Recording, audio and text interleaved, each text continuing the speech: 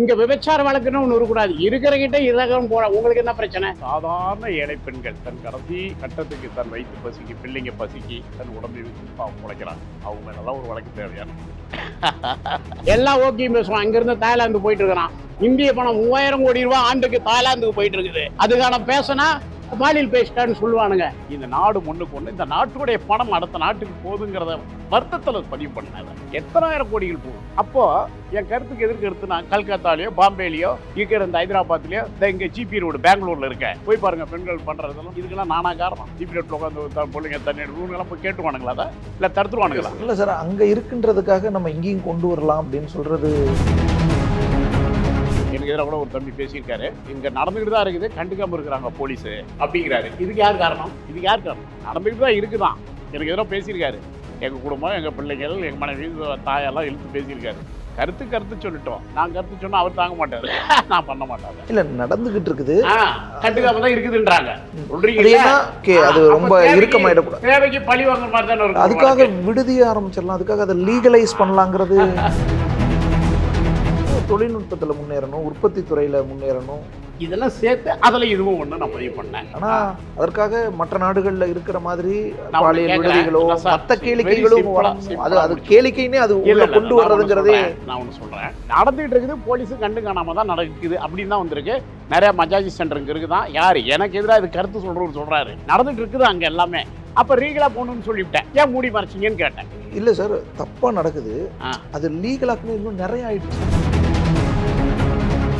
Marina beach போங்க, 2 பேரும் பிரியவே மாட்டேங்கிறாங்க. இப்படி நடந்து போலாம், இப்ப எடுத்து போங்க கேமராவை. அது சாதாரண கேளுங்க. ஏன்ப்பா யாரு வேணாலும் அங்க உட்கார்ந்து பேசிக்கிட்டு இருக்கோம். கேளுங்க, அதை போய் அந்த ஒழுக்கம் பேசுறீங்களா கேளுங்க. ஒரு பீச்சில் இப்படி பண்ணலாமான்னு போய் நல்லா தேடுங்க. அந்த மணல் என்ன கிடைக்குதுன்னு பாருங்க. குழந்தைங்களே எடுத்து வாயில் வச்சு பொழுது ஊதிட்டு. பாலியல் பிரச்சனைக்கு முதல் காரணமே திரைமறை வாழ்க்கை தான். ஓப்பனான கல்வி இருக்கணும், பிள்ளைங்களுக்கான விழிப்புணர்வு இருக்கணும். இங்க எல்லாமே மறைமுக வாழ்க்கை. ஒரு ஒழுக்கம் இல்ல, அதுக்குன்னு ஒரு இடம் கிடையாது, ஒரு முறை கிடையாது. பாலியல் கல்வி நமக்கு இன்னும் போதாமையா இல்ல. நம்ம அது அந்த விஷயம்லாம் படிக்கணும், புரிஞ்சுக்கணும். கூடி மன்னிப்பும் கேட்பேன். தவறுனா என்ன சொல்றாங்க, உங்க பிள்ளைங்களையோ உங்க மனைவிகளையோ அப்படி அனுப்புவீங்களான்னு. நான் சொல்றேன், எல்லாரும் இன்னைக்கு எத்தனையோ பாதிப்புகளை தாங்கிக்கிட்டு தான் எல்லாம் வாழ்ந்துட்டு இருக்கிறாங்க. இல்ல சார், நீங்க ஒரு தொழிலதிபர், ஏன் தாய்லாந்துக்கோ இல்ல வேற நாடுகளுக்கோ போறாங்க, இங்கேயே அந்த மாதிரி ஏற்பாடுகளை செய்யலாம்னா உருவாக்கணுமே. இல்ல என்ன யோசிக்க வைக்குதுன்னா, இவர் பிசினஸுக்காக இதை சொல்றாரோ, இந்த பிசினஸ்ல வருமானம் அதிகமா வரும், அங்க கோடியா போடுது. உலக தமிழர்கள் அனைவருக்கும் வணக்கம். இன்றைய சிறப்பு நேர்காணலில் நம்மோடு இருக்கக்கூடியவர் சேலம் ஆர்ஆர் தமிழ்ச்செல்வன். வணக்கம் சார். வணக்கம். நீங்க பேசிய ஒரு விஷயம் கடும் சர்ச்சையை ஏற்படுத்தி இருந்துச்சு. பாலியல் தொழில் செய்யக்கூடியவர்களுக்கான ஒரு ஏற்பாடு, அந்த விஷயங்கள் செய்யும் பொழுது பாலியல் பலாத்காரங்கள் இருக்காது, மற்ற விஷயங்கள்லாம் இருக்காதுன்ற ஒரு மீனிங்ல. இந்த கருத்துல என்னன்னா, இதை மட்டும் நான் சொல்லலை, தனி மனித ஒழுக்கம், தியானம், தியாகம் எல்லாமே வேணும்னு சொல்லியிருக்கேன். இப்போ கோயிலுக்குள்ள கருவறையில் பூஜை செய்யக்கூடியவனே தப்பு பண்ணுறான், அவனுக்கு யார் ஒழுக்கத்தை கொடுக்க முடியும்? அதோட ஒரு ஒழுக்கமான இடம் எங்கே இருக்க முடியும்? கோயில் கருவறையில் அப்படி சாமிக்கு தீபத்தை காட்டிட்டு அந்த கதவுக்கு பின்னாடியே தப்பு பண்ணுறாங்க இல்லையா?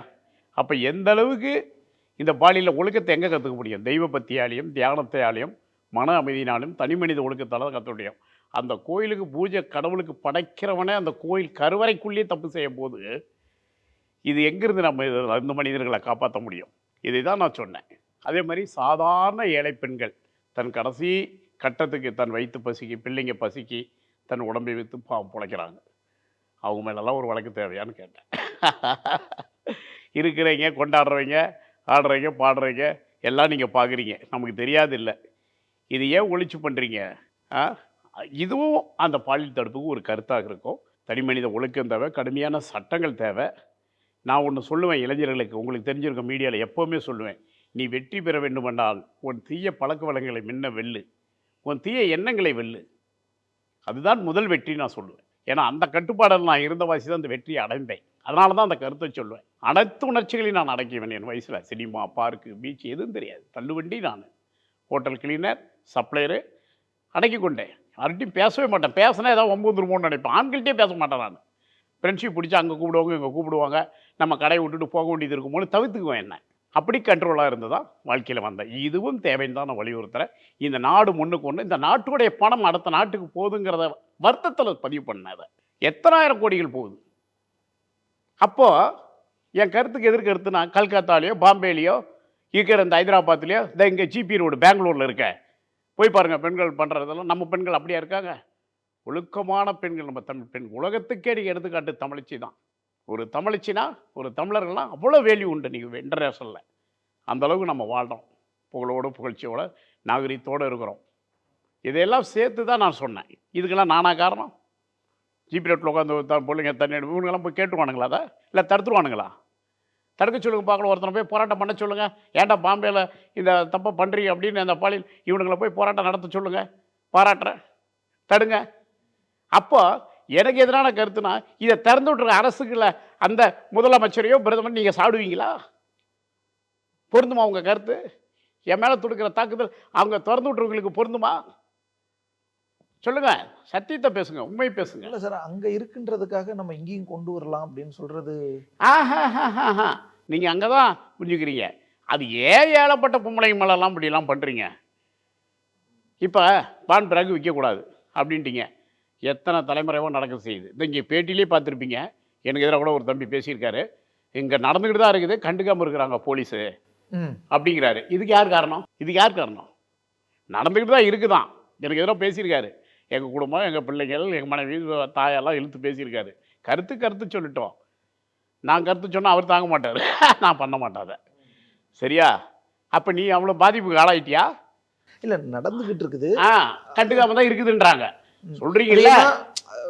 ஓகே, தேவைக்கு பழி வாங்குற மாதிரி தானே இருக்கும். அதுக்காக விடுதிய ஆரம்பிச்சிடலாம், அதுக்காக அதை லீகலைஸ் பண்ணலாங்கிறது. அது ஒவ்வொரு கருத்து. அது வேண்டான்ட்டு போகலாம். எனக்கு தெரியல. ஏன்னா நான் பாண்டிச்சேரியில் அந்த குழந்தைய கற்பழித்து கொண்டுட்டானுங்க இப்போ 2 பேர். கீழே கமெண்ட்ஸ் பார்த்தோம், ஒரு 2000 கமெண்ட்ஸுமே இதை தான் வலியுறுத்தியிருந்தாங்க. அங்கிருந்து தான் அந்த கருத்துவை நான் எடுத்தேன். அவங்க அந்த கமெண்ட்ஸ் நீங்கள் போய் பாருங்கள், பார்த்துட்டு பேசுங்க. என்ன பண்ணியிருக்காங்க அந்த கமெண்ட்ஸை பாருங்கள். பொது சமூகம் இது ஒரு இது வேணும்னு சொல்லி அந்த 2000க்கும் மேற்பட்ட கமெண்ட்ஸு அதில் பார்த்துட்டு தான் ஒரு முன்னணி சேனல் எனக்கு நினைவில் நீங்கள் எடுத்து பாருங்கள். இந்த பாண்டிச்சேரியில் குழந்தைய இப்போ கொண்டு குழியில் போட்டானுங்க 2 பேர். இதுக்கு பேசாமல் திறந்துட்டு அந்த கமெண்ட்ஸில் தான் அந்த கருத்துவே நான் எடுத்தேன் தவிர இது என்னுடைய சொந்த கருத்தே கிடையாது. நான் எப்போ யோசிப்பேன், எதுக்குமே யோசிக்கிறாள் தான். நம்ம சமுதாயத்தில் ஒன்று சொல்லிட்டோமா, அது தப்பாயிடக்கூடாதுன்னு நினைக்கூடியவன் தான் நான். ஆனால் அந்த கமெண்ட்ஸை பார்த்த வேண்டி தான் இந்த ஸ்ரீமதி அந்த குழந்தை கள்ளக்குறிச்சியில் பள்ளியில் துன்படுத்து இந்த கமெண்ட்ஸ்லாம் பார்த்து தான் நானே இந்த கருத்தை தெரிவிச்சேன். என்னுடைய சொந்த கருத்தில் நீங்கள் போய் அந்த கமெண்ட்ஸை பார்த்துட்டு பேசுங்க. அது தவறாக இருந்தால் விட்டுறலாம், அது தவறுங்க, இப்படி சொல்லக்கூடாதுங்கன்னு சொல்லுங்கள், நான் ஏற்றுக்கிறேன். அவ்வளோதான். என்னுடைய உடனே அதெல்லாம் தொடங்கிடணும். உங்கள் கட்டடங்களை கட்டி திறந்து விட்டுருங்க. இப்போ நைனா பஜார் போங்க டெல்லியில், மாடியில் கீழே டோக்கன் வாங்கிட்டு மேலே போகிறானுங்க. இது யார் திறந்து விட்டது? நானா? நானாக திறந்து விட்டேன். நியூ டெல்லிக்கு போங்க சொல்லுங்கள், கல்கத்தா நானாக திறந்து விட்டுருக்குறேன். இல்லை ஹைதராபாத்துக்கு போங்க, நானாக பண்ணியிருக்கிறேன். சரிங்களா? எல்லா இடத்துலையுமே இதுவும் ஒரு காரணமாக, அதாவது தனி மனித ஒழுக்கம், கடுமையான சட்டம், நம்மளுடைய கடற்கரைகளை அழகுபடுத்துவது, நிறையா போட்ஸ் விடுங்க, கப்பலுக்கு இதுக்காக இந்த கடலுக்குள்ளே சவாரி பண்ணணும், கப்பலில் போகணும், நிறைய பேருக்கு ஆசை இருக்குதுங்க. அந்த சௌரியமே இல்லை. இவ்வளோ பெரிய ஆர்பா இருக்குது, இவ்வளோ பெரிய துறைமுகம் இருக்குது. ஒரு உல்லாசமாக ஒரு ஃபேமிலியோட ஒரு நாளோ ஒரு 2 மணி நேரமோ கடலுக்குள்ளே போயிட்டு வரலான்னா ஒரு ஜாலியாக ஒரு டிப்பு மாதிரி போகலாம். அந்தாண்ட ஒரு தீவு இருக்கும். இந்த பழவர் கடலை தனி மீனவர்கள் போட்டில் கூட்டிகிட்டு போகிறாங்க தனிப்பட்ட முறையில். இதெல்லாம் அரசு சைட்டுன்னு வைக்கிற ஒரு கோரிக்கையாக, வருமானத்துக்காக. நம்ம இதுக்காக அயல்நாட்டுக்கு போயிட்டு அங்கே போய் போட்டில் பைக் மாதிரி ஓட்டுறாங்க இல்லையா, இதுக்கெல்லாம் ரொம்ப என்ஜாய் பண்ண மக்கள் ஆசைப்படுறாங்க. இதெல்லாம் சேர்த்து தான் சொல்றேன். கேளிக்கை தாய்லாந்து இல்ல லாஸ் வேகாஸ். இப்போ நீங்கள் ஜேம்ஸ் நதிகரை லண்டனில் போனால் அந்த ராட்டனம் வித்தில் இருக்கிற டனாக் நகருக்கு நான் போயிருந்தேன் வியட்நாமு. அப்படியே அந்த ஜேம்ஸ் நதிகரையில் என்னவோ அதை அப்படியே டனாக் நகரில் ரெடி பண்ணி இரவு கப்பல்களாக லைட்டை போட்டு விட்டு நான் பதிவு பண்ணியிருக்கேன். வீடியோவில் வேணால் உங்களுக்கு தரேன், ஒளிபரப்புங்க. எல்லாம் டிக்கெட்டு வாங்கிட்டு ஒரு 100கணக்கான ஒரு 50க்கும் மேற்பட்ட கப்பல்கள் இரவில் அந்த நகரத்தை அப்படி சுற்றி வருது. நம்ம கோவத்தையும் அழகுபடுத்துங்க, கப்பல் விடுங்க. இதெல்லாம் சேர்த்து தாங்க சொல்கிறேன். நம்ம ஏன் இங்கிருந்து அங்கே போகணும்? அதில் இதுவும் ஒன்று. இதை மட்டும் தான் நீங்கள் பிடிச்சிக்கிறீங்க. மற்ற கருத்துக்களையும் பாருங்கள். ஆப்பிள் ஃபோனு நம்மளுதா, அமெரிக்காக்காரந்து. சோனி நம்மளுதா, ஜப்பான்காரந்து. சாம்சங் ஃபோன் நம்மளுதா, தாய்லாந்துது. நம்ம நாட்டில் என்ன தான் இருக்குது? நம்மளுடைய ஓப்போ, ஈவோ, சைனாவோட 70%, 30% தான் இந்தியனுடைய மணி. எதுவுமே நம்ம பொருள் இல்லை. மின்கருவிகளில் நம்ம படம் அயல்நாட்டுக்கு போயிட்டே இருக்குது. இதெல்லாம் சேர்த்து தான் நான் சொல்கிறேன். உள்நாட்டு உற்பத்தி இருந்தால் நம்ம பொருட்களை ஏற்றுமதி பண்ணி அந்நியர்கள் இங்கே வந்தால் தான் நம்ம வந்து உயர முடியும் பொருளாதாரத்தில். இது என்னுடைய கருத்து. தொழில்நுட்பத்தில் முன்னேறணும், உற்பத்தி துறையில் முன்னேறணும், இதெல்லாம் சேர்த்து அதில் இதுவும் ஒன்று நான் பதிவு பண்ணேன். எல்லா வகையிலையும் முன்னேறணும் சார். ஓகே, எனக்கு புரியுது. ஆனா அதற்காக மற்ற நாடுகள்ல இருக்கிற மாதிரி பாலியல் விடுதிகளோ மற்ற கேளிக்கைகளோ அது கேளிக்கைன்னே அது உள்ள கொண்டு வர்றதுங்கிறதே நான் ஒன்று சொல்றேன். இது மட்டும்தான் நீங்க பிடிச்சிக்கிறீங்க.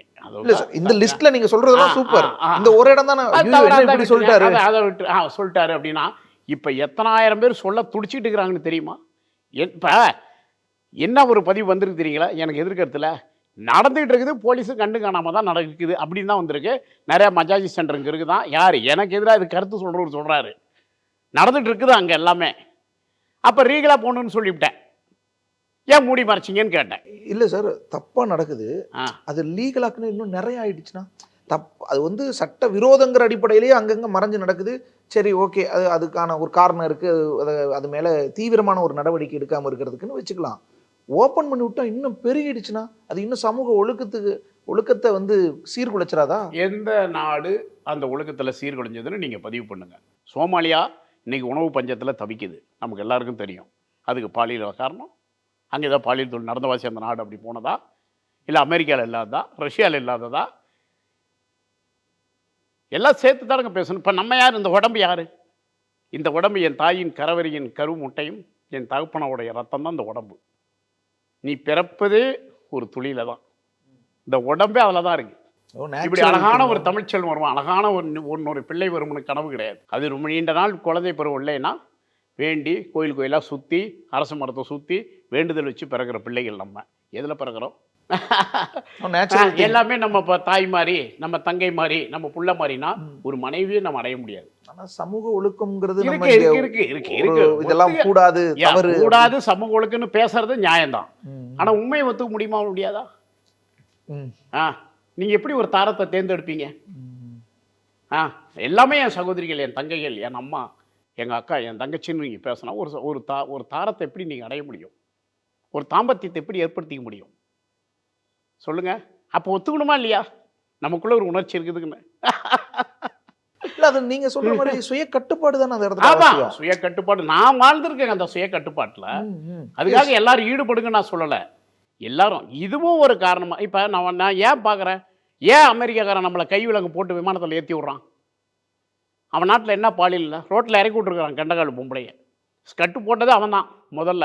அவன் ராணுவ வீரர் எங்கேயாவது போரிட்டா 4000 பொம்பளை கப்பலில் ஏற்றி விட்றான். போய் பாட்டு வாங்க ராணுவ வீரர்களை, ரொம்ப நாளாக அவங்க கடல்லே இருக்கிறாங்க, எல்லையில் நாட்டுக்காக காவ காத்துட்டு இருக்கிறாங்கன்னு. புரியுதுங்களா? ஒரு பெரிய கட்டுப்பாடான இயக்கம் தான் நம்மளுது.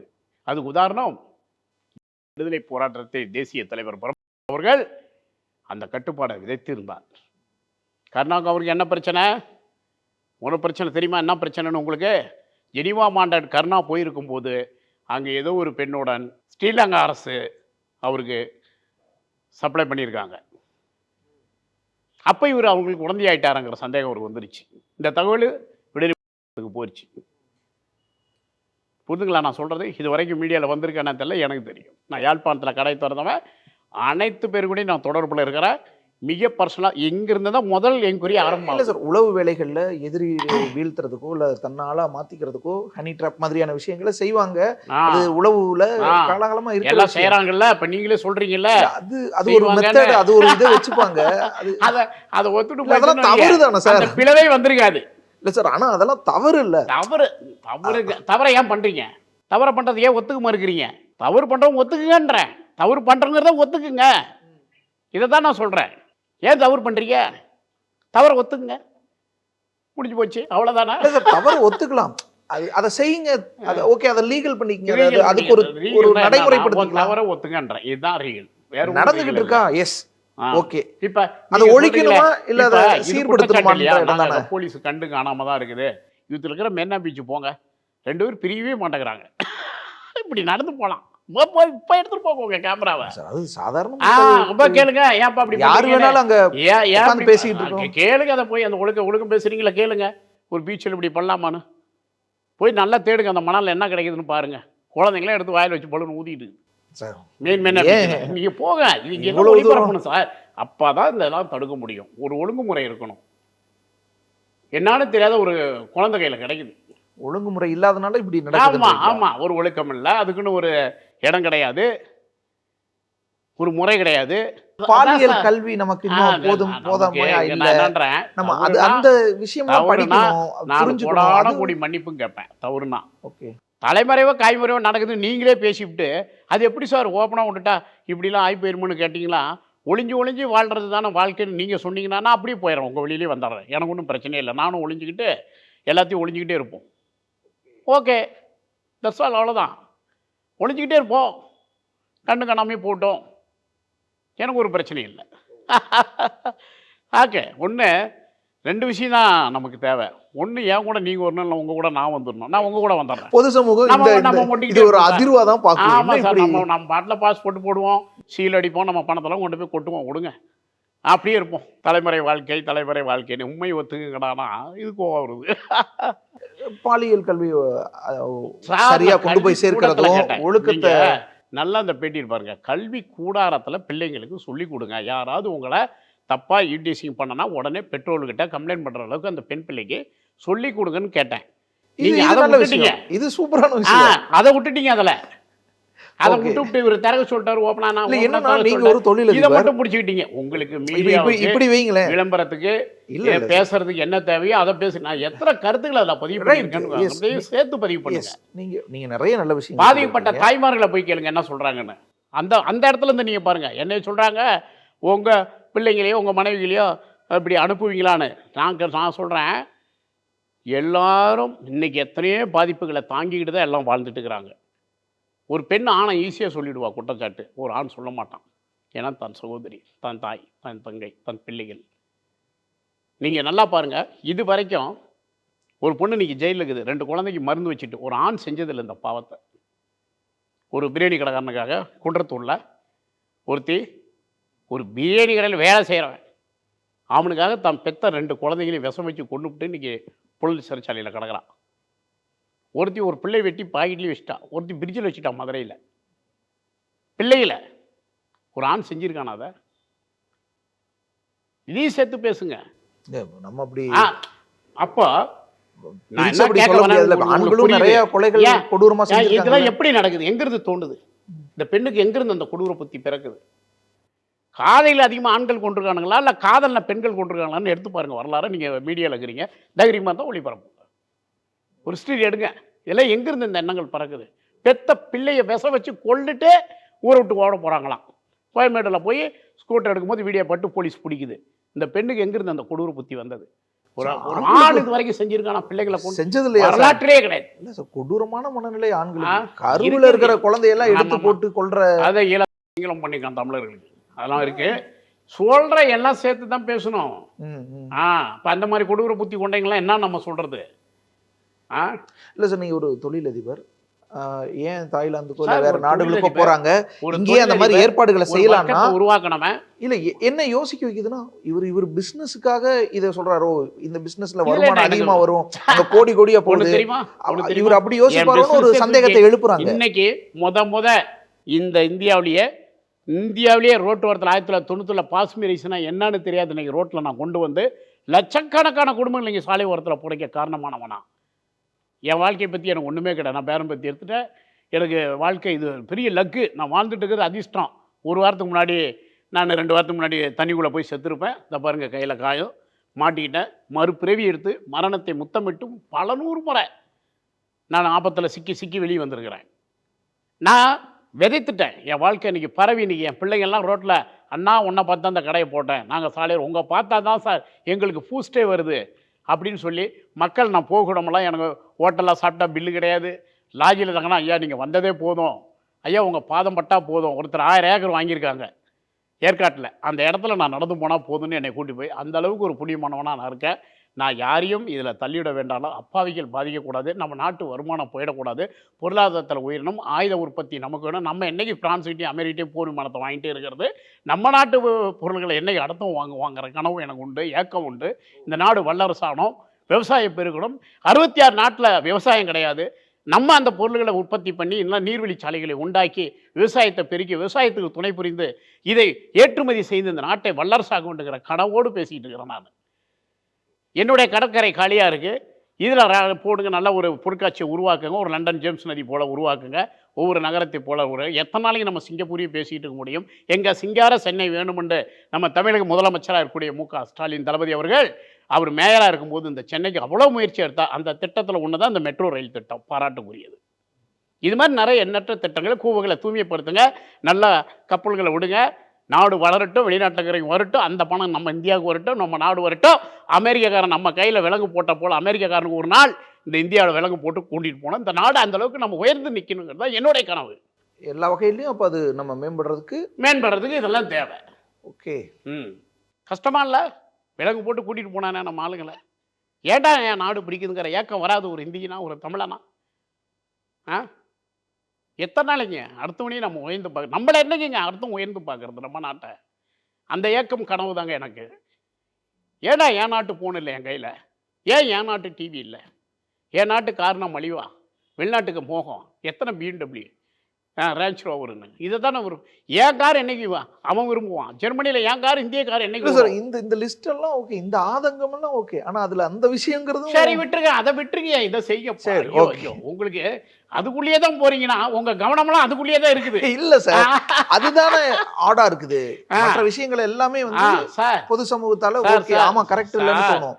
இந்த ஒரு விஷயம் தான், ஒரு உடம்பாக இந்த உடம்பு இருக்குல்ல, ஒரு நோய் வந்துருச்சு, இந்த காலை எடுங்கன்னா எடுத்து தான் ஆகணும். உனக்கு உயிர் தான் முக்கியம். நாட்டு முன்னேற்றத்தில் சில சடங்குகள் இருக்குதுன்னா தாங்கிட்டு தான் போய் ஆகணும். இப்போ இந்த உடம்பு, இந்த காலை எடுத்தால் தான், இந்த விரலை எடுத்தால் தான் உடம்புனா விரலை எடுத்து ஆகணும். அது தப்பு. என் விரலை நீ எடுத்துக்கிட்டீங்கன்னா எப்படின்னு கேட்டீங்கன்னா நீ செத்து போயிடுவேன். புரிஞ்சுக்கணும் நான் சொல்ல வர கருத்தில். அதெல்லாம் சேர்ந்து தான் வரும். ஓகே சரிங்களா? ஒருவேளை சார் இதுல ஒண்ணும் நீங்க சொல்றது ஒரு வாங்குறதுக்கோ பெரியார் ஒரு கிடையாது. நான் சொல்றது நடக்க தான் போகுது. பெரியார் இன்னும் 20-25 வருஷத்துல பெரியார் என்ன சொன்னார்? 1931 சொன்னாரு, பெண்களே ராணுவத்துல சேருங்க, போலீஸ் ஆகுங்க, ஆண்களை பார்த்து பயப்படுறாங்க, போலீஸ் ட்ரெஸ்ல ராணுவ ட்ரெஸ்லையும் நீங்களும் படிங்க வாங்க. 20 பெண் குழந்தைக்கு கள்ளிப்பாலை ஊற்றி கொண்டுடுவாங்க, ஈரத்துணி போற்றி கொண்டுடுவாங்க. அந்த காலத்தில் பெண் குழந்தை பிறந்தா. அப்படி கவலைப்படாதீங்க, பொட்ட பிள்ளைங்களை படிக்க வைங்க, அவங்களையும் சமூகத்தில் எல்லா தொழிலையும் கொண்டு வாங்கினதான் தான் பெரியார் சொன்னார். இந்த பெரியார் அப்ப சொன்ன நிறைய விஷயங்களை சீமான் சொல்றாரு. என்ன சொல்றாரு நீங்க நல்லா பாருங்க. நம்மளுடைய கப்பலோடி வாசு சிதம்பரனார் பிள்ளை, தீரன் சின்னமலை, வேலுநாச்சியார், பாரதியார், பாரதி புரட்சியாளர் எல்லாம் பேசாத்தியா பெரியார் பேசினார்னு கேட்பாரு. இவங்க எல்லாத்துக்கும் சேர்த்து ஒரு தலைவர் தான் பெரியார். இப்போ அந்த கட்சியில் அவர் தான். 1000 சீமா அங்கே இருக்க முடியாது, ஒரு சீமான் தான் இருக்க முடியும். எங்கள் அம்மா அண்ணனுக்கே நான் சொல்லுவேன், அவருக்கும் அது தெரியும். இல்ல நீங்க சொல்ற அவர் மட்டும் தான் ரோட்டுக்கு வந்தாரு. இல்ல பெண்கள் செருப்படி வாங்கினாரு, பெண்கள் பாலியல் விவகாரம் குறித்தெல்லாம் பெரியாரும் நிறைய கருத்துக்களை முன் வச்சு கடும் விமர்சனம் ஆயிருக்கு. சீமான் எவ்வளவு விமர்சனம் பண்ணாரு. யதார்த்தத்தை நான் பேசுறேன். அவரு கட்சிக்கு தேவை, ஒரு தலைவர் ஆயிட்டாங்க பேசுவாங்க. அதே சீமா 4-5 வருஷம் முன்னாடி என்ன பேசினார் பெரியாருங்கிறது உங்களுக்கு தெரியும். சரிங்களா? நம்ம அதுக்குள்ளெல்லாம் போக வேண்டாம். அது அரசியல்வாதிங்க, அவருடைய கருத்துக்கு பதில் தர நிறையா இருக்காங்க. அது இன்னைக்கும் பெரியார் பேசப்படுறாருங்கிறத தான் நான் எடுத்துக்கிறேன். என் கருத்து என்னன்னா, இன்னைக்கும் பெரியார் தேவைப்படுறாரு. அன்னைக்கு 93 வயசில் டி நகர் மீட்டிங்கில் சாவறதுக்கு 3 நாளைக்கு முன்னே மூத்தர சட்டியை பிடிச்சி குடல் சரிஞ்சு சாவர நிலையிலையும் பேசிட்டு போய் செத்தார. அவர் சாகாமல் இன்னும் வாழ்றாருங்கிறது மட்டும்தான் என்னுடைய கருத்து. ஓகே, அதான் பெரியார். இந்த ஒரு இக்கட்டான நேரம் இன்னைக்கு உடனே பயண திட்டம் ஒன்று இருக்கு. கண்டிப்பாக எனக்கு சொல்லிய கருத்துக்கள்ல தவறு இருந்தால் கோடான கோடி யார் மனசாவது காயப்பட்டிருந்தால் மன்னிப்பு கேட்டுக்கொள்கின்றேன். இந்த நாடு முன்னுக்கு கொண்டு வேண்டிய என்னுடைய கனவு, என் பணம் வெளிநாட்டுக்கு போகக்கூடாதுங்கிற என் கனவு, என் பொருள், என் நாடு, என் உற்பத்தி, என் மக்களுக்கு எல்லாம் இங்கே கிடைக்க வேண்டுங்கிறது என் அன்பு ஆசையினாலையும், இந்த இந்தியா அமெரிக்காக்காரன் கைவிலங்கு போட்டுட்டானேங்கிற வேதனையும் துடிப்பை என்னால் தாங்கி கொள்ள முடியவில்லை. இந்த அவலநிலை நமக்கு தேவையான இந்த நாடு என்னைக்கடா நம்ம அவங்க வந்து அவன் கையில் என்னைக்கடா நம்ம விலங்கு போடுங்கிறான் ஆதங்கத்தோடு நான் பேசினேனே தவிர இதுவும் யார் மனசையும் காயப்படுத்த வேண்டிய நோக்கம் அல்ல. அதுக்கான ஆளும் நான் கிடையாது. சுய கட்டுப்பாட்டுக்கு நானே ஒரு உதாரணம். உங்களுக்கெல்லாம் என் வாழ்க்கை தான் உங்களுக்கு உதாரணம்.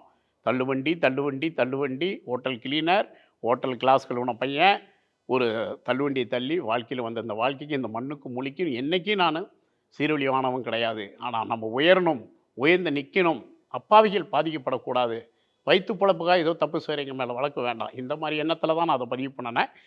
இந்த நேரத்தில் கலாட்டா சேனலுக்கு அதோடைய ஊழியர்களுக்கும் என் கருத்தை மக்களிடம் எடுத்து செல்லும் உங்கள் சேனலுக்கு ஊழியர்களுக்கு எல்லோருக்கும் கொடான கூடிய சேலம் அன்பு தொழிலாளர் நன்றி நன்றி நன்றி சார், வணக்கம் நன்றி சார், நன்றி சார், வணக்கம்.